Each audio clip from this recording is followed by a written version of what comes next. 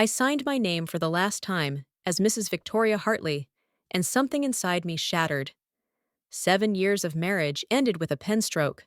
My ex-husband didn't even look at me as he grabbed his copy and walked away. I stood there on those courthouse steps, holding everything I owned in a single suitcase, wondering how I'd become so invisible. But what happened in the next 60 minutes? Nobody could have predicted that. Not even me.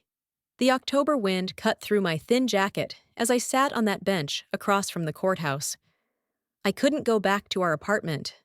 It wasn't mine anymore. I had nowhere to go, really. No family close by. The few friends I'd had before the marriage had slowly disappeared over the years. Funny how that happens when you spend all your energy keeping a sinking ship afloat. I kept replaying his final words to me. "You gave up your little art dream for nothing, Victoria. You were never that talented anyway. Good luck making it on your own, because you'll never amount to anything without me." Those words sat in my chest like stones. The worst part? A small voice inside me wondered if he was right. I used to paint. Did you know that? Before I became Mrs. Hartley, I was Victoria Reed, and I had a small showing at a gallery downtown. Nothing major, but people came. They looked at my work. Some even bought pieces. I was building something. But then I met him at that gallery, charming in his expensive suit, working his way up in pharmaceutical sales. He said he loved my passion. He said he'd support my dreams. Within a year, we were married. Within 2, I'd packed away my brushes. He needed me to attend company dinners, to look the part of a successful man's wife. My art was, as he called it, a hobby that didn't pay bills. So I became what he needed. I planned his social calendar, hosted his colleagues, smiled until my face hurt. I made myself smaller and smaller until I almost disappeared completely. The affair started about a year ago. I knew before I had proof. You always know, don't you? The way he'd smile at his phone. The late nights that smelled like someone else's perfume. Her name was Rebecca, one of his colleagues, 24 years old with ambition sharp enough to cut. When I confronted him, he didn't even have the decency to lie. He just shrugged and said, "What did you expect? You're not exactly exciting anymore." I could have fought harder in the divorce. My lawyer said so, but I was so tired. Tired of fighting for scraps of affection. Tired of justifying my existence. I just wanted it over. So I signed the papers, took my personal belongings, and walked away from the life I'd built on quicksand. Sitting on that bench, I felt hollow, empty, like someone had scooped out everything inside me and left just a shell. I watched people walk by, living their lives, going somewhere with purpose. I had $43 in my checking account, no job, no home, and no idea what came next. I thought about calling my father, but we hadn't spoken properly in years. Not since he'd disapproved of the marriage. Turned out he'd been right about that too. That's when the car pulled up. It was a black Mercedes, the kind that costs more than most people make in 2 years. Sleek and quiet, it stopped right in front of my bench. I looked around, assuming it was there for someone else. But then the driver stepped out, a professional-looking man in a gray suit, and he walked directly to me. "Miss Victoria Reed?" he asked. I blinked. Nobody had called me that in 7 years. "Yes?" "I've been looking for you. My name is Mr. Patterson. I'm the private chauffeur for the Whitmore Law Firm. I have something for you." He handed me a thick envelope, cream-colored and expensive-looking. "I'm instructed to wait for your response and offer you transportation if you choose to accept." My hand shook as I opened it. Inside was a letter on law firm letterhead and what looked like legal documents. The letter began, "Dear Miss Reed, we represent the estate of Margaret Ellen Reed, who passed away 3 weeks ago. As her sole designated heir, your presence is requested at the reading of her will today at 3 p.m. Margaret Reed, my father's sister, the aunt I'd met maybe twice in my entire life. I looked up at the chauffeur. "There must be some mistake. I barely knew my Aunt Margaret." "No mistake, miss. The instructions were very specific. Your aunt made these arrangements months before her passing. She was quite insistent that you, and only you, be contacted. He checked his watch. We have 50 minutes to reach the law firm. Will you come? What did I have to lose? I grabbed my suitcase and got into the back of that Mercedes, the leather seat so soft I almost cried at the simple comfort of it. As we drove through the city, I tried to remember what I knew about Aunt Margaret. She'd had a falling out with my father decades ago, something about family expectations and life choices. I remember meeting her once at a family funeral when I was maybe 10. She'd worn a beautiful purple suit and smelled like cinnamon. She'd asked me what I wanted to be when I grew up, and I'd said an artist. She'd smiled and said, "Then be the best artist you can be. Don't let anyone tell you your dreams are too small or too big." The law firm occupied the top 3 floors of a downtown high-rise. The chauffeur escorted me to the 42nd floor, where a receptionist who looked like she belonged in a fashion magazine greeted me by name and led me to a private waiting room. There were others there, distant cousins I vaguely recognized, an older man who might have been my father's brother. They looked at me with barely concealed hostility, probably wondering why I was there after being absent from Margaret's life. At exactly 3 p.m., we were called into a conference room with floor-to-ceiling windows overlooking the city.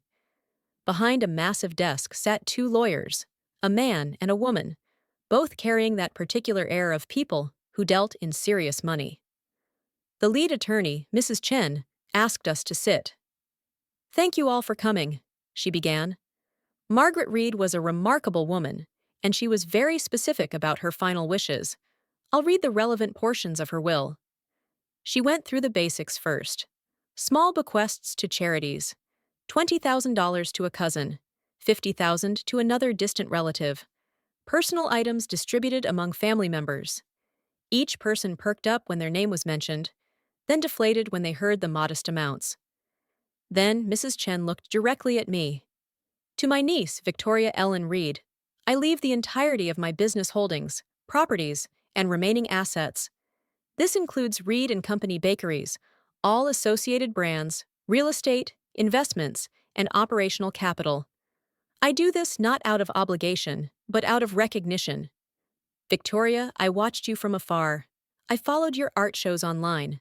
I saw the light in your work, the same creative fire I had when I started with nothing but a dream and my grandmother's recipes. You are a creator, like me. You understand that building something meaningful takes courage and vision. Don't refuse this gift out of fear. Accept it as what it is, a second chance to become who you were always meant to be." The room erupted, cousins shouting about unfairness, accusations thrown. But I couldn't hear any of it. My ears were ringing. Reed and Company bakeries. I knew that name. Everyone knew that name. It was one of the largest artisan bakery chains in the country, famous for their community cafes and scratch-made everything. They had locations in 40 states. I'd bought bread from one just last month, never connecting the Reed name to my family. Mrs. Chen pulled out another folder. "The business is currently valued at approximately $2.3 billion. Miss Reed, you are now one of the wealthiest women in the state." I think I stopped breathing. The other family members stormed out, threatening lawsuits that the lawyers calmly explained wouldn't go anywhere. The will was airtight. Margaret had been of sound mind. She'd made her choice. When the room finally cleared, I sat there alone with the 2 attorneys. "I don't understand," I whispered. "Why me? I hardly knew her." The male attorney, Mr. Whitmore, smiled gently. "Your aunt was estranged from most of the family, but she kept tabs on everyone. When she saw your art online 5 years ago, she became fascinated. She hired someone to send her updates about your life. She knew about your marriage, your sacrifices, your struggles. She told me once that she saw herself in you, a woman who'd been told she was foolish for her dreams but pursued them anyway. She built her first bakery after her own divorce, you know. Started at 38 with nothing but determination and her grandmother's sourdough recipe.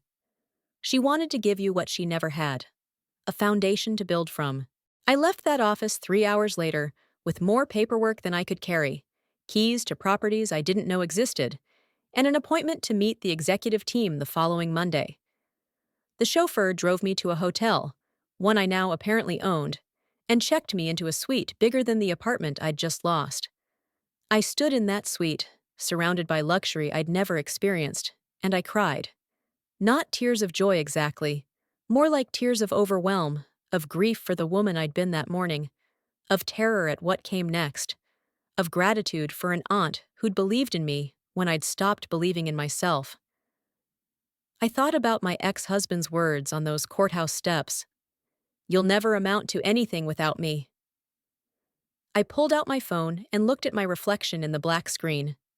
Then I made a decision. I could refuse this inheritance, walk away, claim I wasn't qualified, let the courts distribute it to others. Or I could honor my aunt's faith in me. I could learn, grow, and build something extraordinary. The next 3 months were the hardest of my life. I woke at 4 a.m. to visit bakeries before they opened, learning every position from the ground up.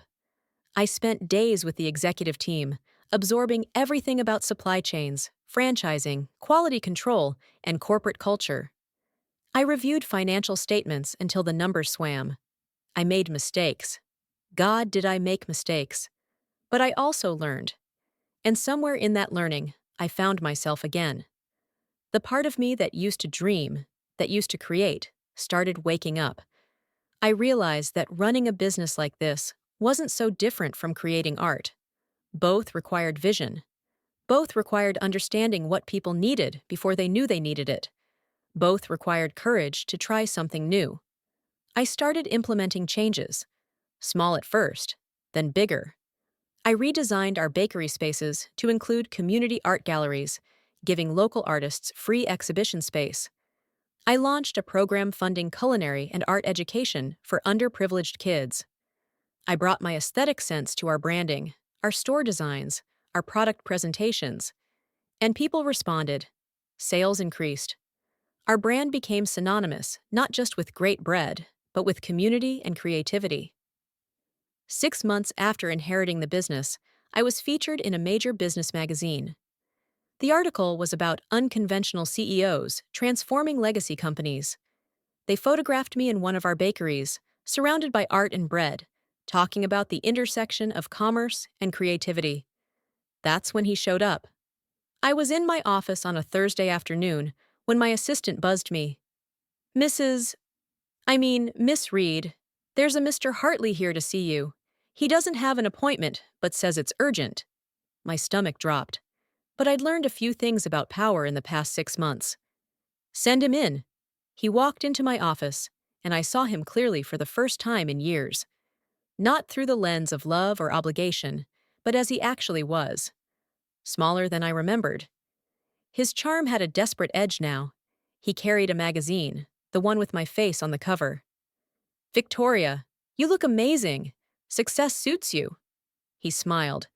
That same smile that used to make my heart race. Now it just made me tired. "What do you want?" He sat down uninvited. "I saw the article. I had no idea about your aunt, about any of this. I've been thinking about us, about the mistakes I made. Rebecca and I didn't work out. She was too young, too immature. I realize now what we had was special. I think we owe it to ourselves to try again. We were good together once." I stared at him, genuinely amazed at his audacity. "We were never good together. I was good at pretending I didn't exist. That's different." "Don't be bitter. It's not attractive." He leaned forward. "Look, I'm willing to put the past behind us. We can start fresh. You clearly need someone with business experience to help you manage all this. It's a lot for someone without your background." "Someone without my background," I repeated slowly. "You mean someone who used to paint? Someone whose dreams you called worthless?" He had the grace to look uncomfortable. "I was under stress. I didn't mean those things." "Yes, you did. And that's okay. Because those words led me here." I stood up. The divorce was finalized 6 months ago. Everything I have now came after that. You have no claim, legal or otherwise, to any part of my life or my business. I think you should leave. His face changed then. The charm dropped, revealing the calculation beneath. You can't just dismiss me. I was there for 7 years. I supported you. You supported me? I laughed, actually laughed. You systematically destroyed every ounce of confidence I had. You isolated me from friends. You convinced me my dreams were worthless. You cheated on me and then blamed me for not being exciting enough. That wasn't support. That was slow suffocation. He stood up, angry now. You'll regret this. You think you're special now because you inherited some money? You're still the same nobody you were when I met you. Money doesn't change that. You're right about one thing, I said quietly. Money doesn't change who I am. But for the first time in 7 years, I get to remember who I was before you convinced me I was nobody. And she was pretty remarkable. Now get out. He left, sputtering threats about lawyers that we both knew were empty. My assistant asked if I was okay. I realized I was better than okay. I was free. A year has passed since that day on the courthouse steps. The business is thriving. We've expanded internationally, opening our first locations in Paris and Tokyo. The art program has helped launch dozens of young artists' careers. I've started painting again, not for galleries or sales, but for myself. Small watercolors I do on Sunday mornings with coffee from our flagship bakery. I met someone too. His name is Daniel. He's a teacher at one of the schools our foundation supports. He knew me for 3 months before he learned about the business, the money, any of it. He loved me for the woman who showed up every week to teach painting to kids, who laughed too loud and got paint in her hair. When he finally found out, he just shrugged and said, "That's cool. But can we still do pizza Fridays? Because I'm not giving up our tradition." Last week, I visited my aunt's grave for the first time. It's in a small cemetery outside the city, nothing fancy despite her wealth. I brought flowers and one of my paintings, a sunrise over a bakery with people gathering, coming together, creating community. "Thank you," I whispered. "Not just for the money or the business. Thank you for believing I was worth believing in. Thank you for showing me that it's never too late to become who you were meant to be. Thank you for the second chance." Standing there, I thought about the woman I'd been a year ago, broken on a park bench, convinced her ex-husband was right, convinced she was nothing without him. I thought about how close I'd come to giving up entirely, and I thought about how one moment, one unexpected gift, one person's faith can change everything. But here's the real truth I learned. The inheritance didn't save me. The money didn't transform me. What saved me was the choice I made in that hotel suite, the choice to honor the gift by becoming worthy of it, the choice to learn, to grow, to try, even when I was terrified, the choice to believe that maybe, just maybe, I was worth more than I'd been told. My aunt's gift wasn't the business. It was permission. Permission to dream again. Permission to become. Permission to discover that the person I'd been searching for all along was already inside me, just waiting for someone to believe. Sometimes our lowest moment is just the universe clearing space for something extraordinary. Sometimes the end is really a beginning in disguise. If you're in that dark place right now, where everything feels lost and impossible, hold on. Your moment might be 60 minutes away. It might be 60 days or 60 weeks. But it's coming. You just have to be brave enough to recognize it when it arrives. If this story moved you, hit that like button and subscribe for more incredible stories of transformation and second chances. Drop a comment telling me about a time when an ending became a new beginning for you. I read every single one, and your stories inspire me to keep sharing these tales of hope and resilience. Remember, your story isn't over. Sometimes it's just getting started. Until next time, keep believing in the impossible.